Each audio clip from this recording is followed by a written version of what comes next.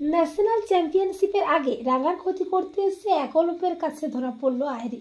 হ্যাঁ বন্ধুরা, আমরা এমনটাই দেখতে পাবো রাঙ্গামতি তীরন্দাজ ধারাবাহিকের আগামী পর্বগুলোতে। অফিসার সত্যজিৎ সাপুরিয়ার কাছ থেকে জানতে পারে বৃন্দা সাপের বিষ কিনতে গিয়েছিল। রাঙার মনে খটকা লাগে। রাঙা বলে, বড় বৌদিদির যে ধরনের মানুষটা আছে তাতেও আত্মহত্যাটা করবে নাই রে, নিশ্চয়ই কোনো নতুন প্যাঁচটো করছে এবারের মানুষদের ক্ষতিটা করার জন্যে। আর একলব্য রাঙাকে সাবধান করে। একলব্য বলে, রাঙামতি তুমি সাবধানে থেকো, তোমার উপর বড় বৌদির রাগ আছে, তোমার কোনো ক্ষতি করে দিতে পারে। অপরদিকে আহেরিও চক্রান্ত করতে থাকে ন্যাশনাল চ্যাম্পিয়নশিপের আগে রাঙাকে শেষ করার জন্য। আহেরি বলে, রাঙা এবার তোমাকে আমি নিজের হাতে শেষ করব। অপরদিকে একলব্য, প্রমিতা ও বসুবাড়ির সবাই মিলে রাঙাকে চ্যাম্পিয়নশিপের আগে সারপ্রাইজ দেওয়ার জন্য প্ল্যান করে। আর আহেরিও সুযোগ বুঝে বসুবাড়িতে ঢুকে পড়ে। আহেরি আড়াল থেকে বন্দুক তাক করে রাঙাকে শেষ করার জন্যে। আর ঠিক তখনই একলব্য দেখে ফেলে। রাঙার দিকে বন্দুকটা ছোঁড়ার আগেই একলব্য রাঙাকে বাঁচিয়ে নেয়। একলব্য আহেরিকে টানতে টানতে সবাই সামনে আনে।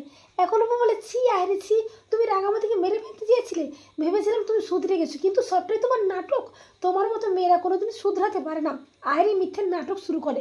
তখন একলব্য বলে, তোমার মতো মেয়ের উপযুক্ত জায়গা হলো জেল, তোমাকে আমি আবার পুলিশের হাতে তুলে দেবো। তো বন্ধুরা, তোমরাও এটাই চাও তো যে রাঙার ক্ষতি করতে এসে যেন আহেরি একলব্যের কাছে হাতে নাতে ধরা পড়ে? কমেন্ট করে এক্ষুনি জানিয়ে দাও তোমাদের মতামতটি।